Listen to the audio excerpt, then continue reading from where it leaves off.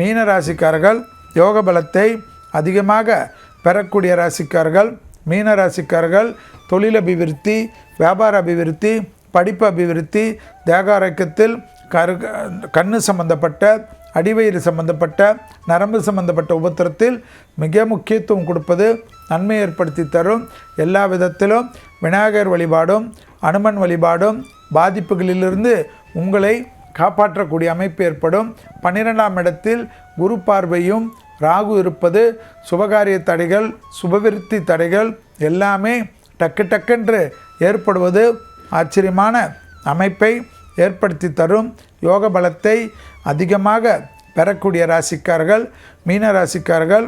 எதிர்பார்த்த நல்ல விஷயங்கள் நடைபெறுவதற்குண்டான சாத்தியக்கூறுகள், தொழிலில் இருந்த சிக்கல்கள் பரிபூர்ண நிவர்த்தி ஏற்படுவது ஆனந்தத்தையும் பேரானந்தத்தையும் ஏற்படுத்தி கொடுக்கும்.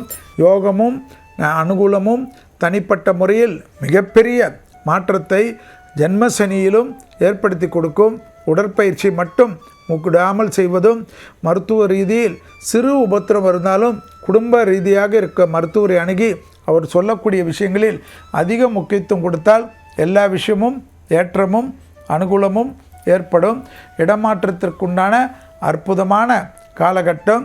தொழில் உத்தியோகம் அனுகூலமான அமைப்பாகட்டும்.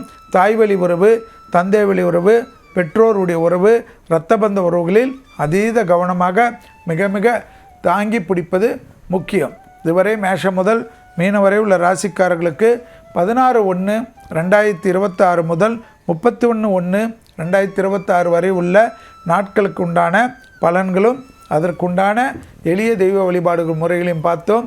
மீண்டும் வேறொரு நிகழ்ச்சியில் சந்திக்கின்ற வரையில் உங்களிடத்திலிருந்து விடைபெற்றுக் கொள்கின்றேன். நன்றி, வணக்கம்.